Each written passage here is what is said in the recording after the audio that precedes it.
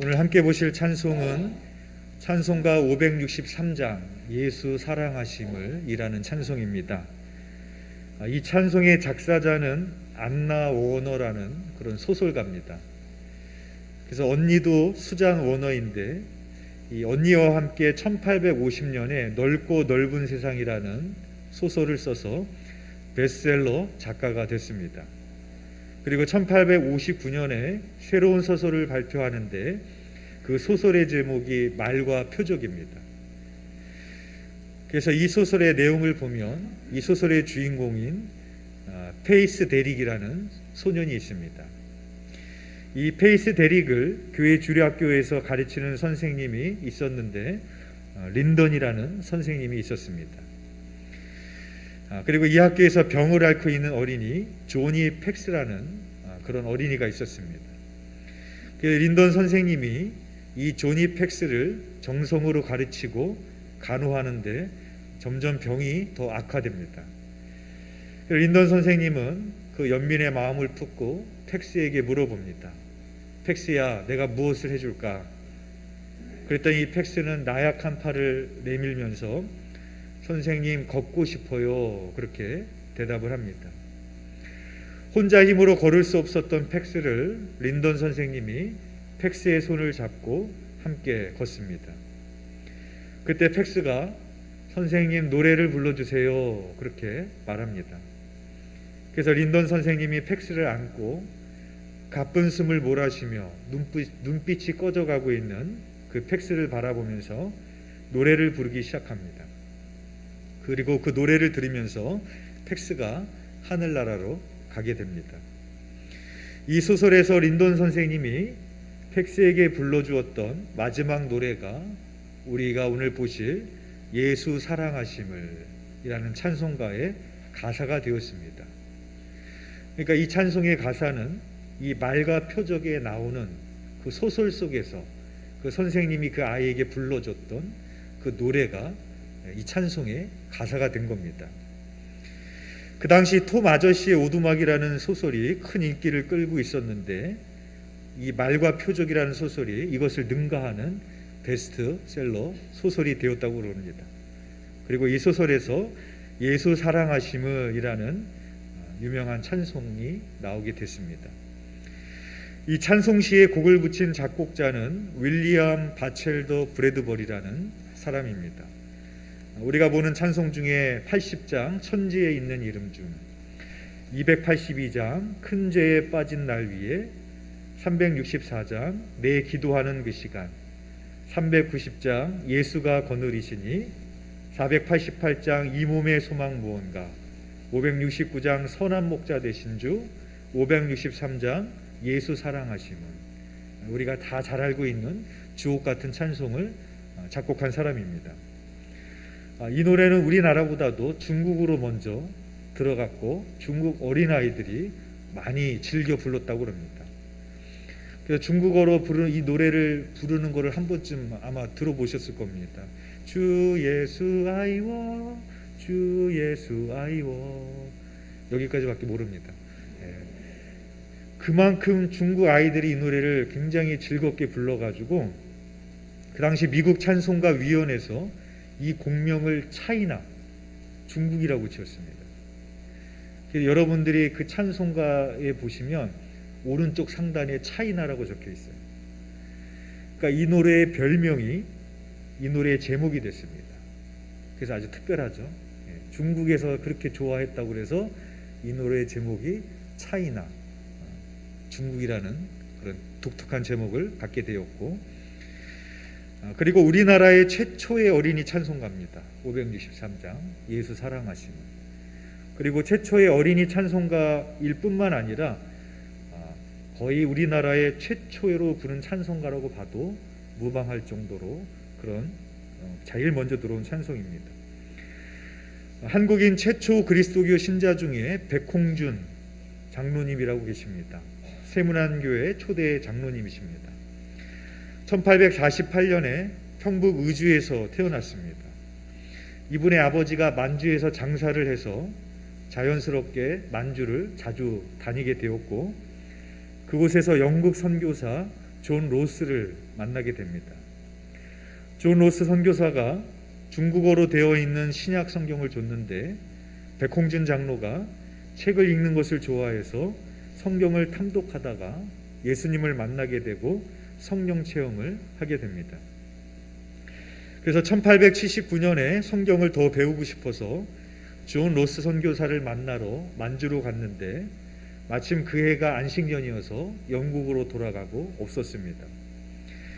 그런데 존 로스 선교사님의 매제인 맥킨타이어 목사님을 만나게 됩니다.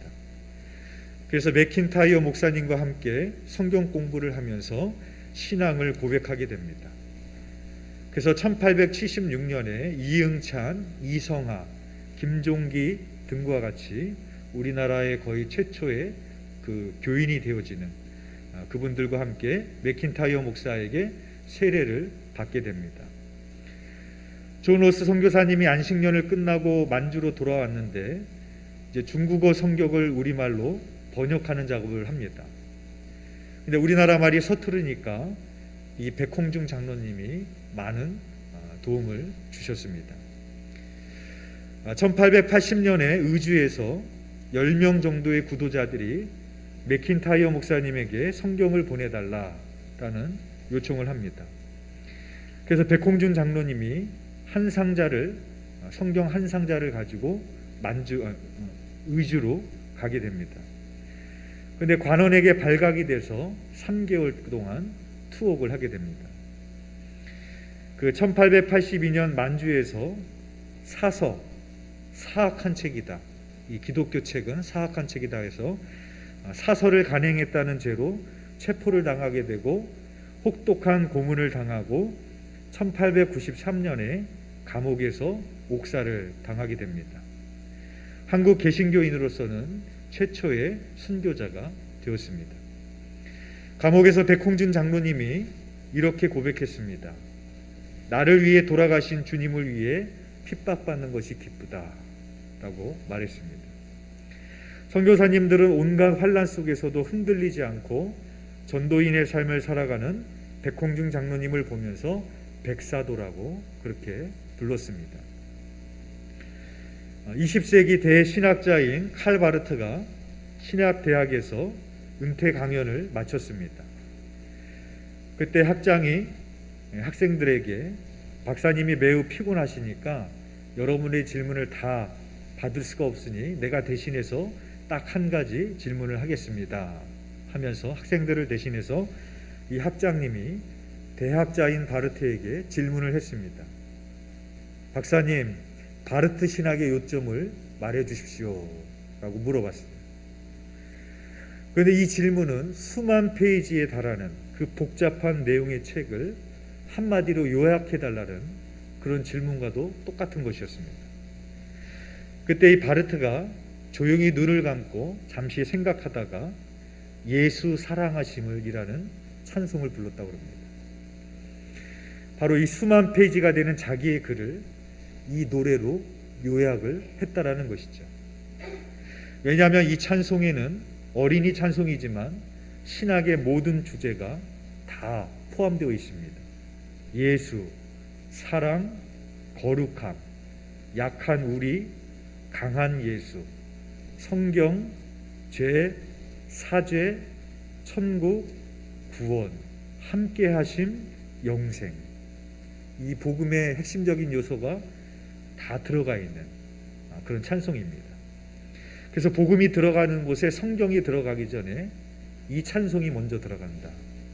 왜냐하면 부르기 쉽고 복음의 핵심을 가장 잘 담고 있기 때문에 이 노래를 먼저 가르친다라고 그렇게 말하는 찬송이 바로 예수 사랑하심이라는 찬송입니다.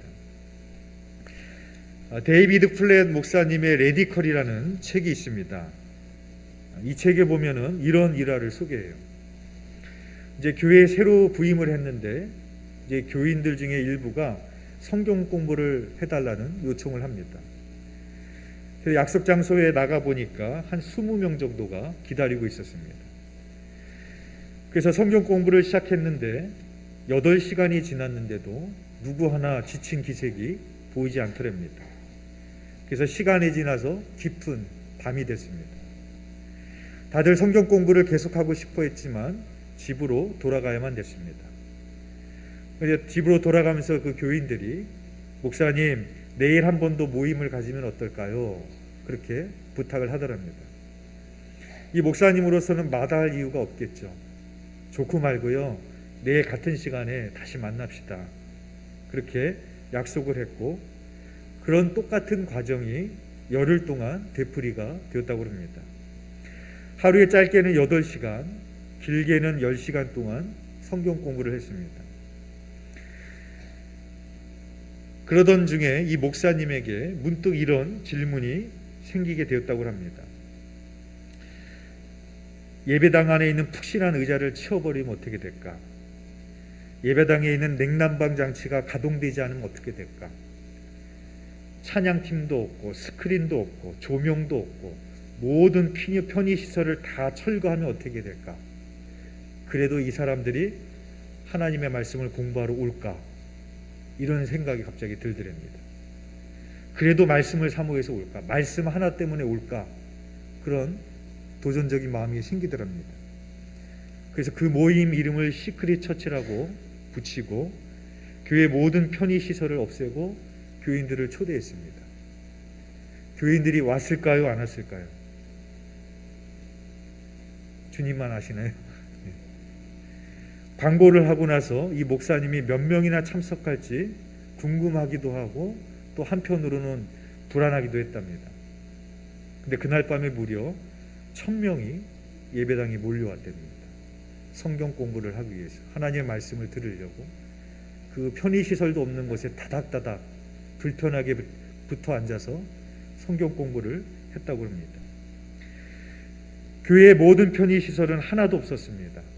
찬양팀도 없고 푹신한 의자도 없고 냉난방 시설도 없고 스크린도 없고 조명도 없고 오직 한 가지, 하나님의 말씀만 있는 거예요. 그런데 그 하나님의 말씀 하나 때문에 1000명이라는 교인이 그날 밤에 몰려왔다는 겁니다.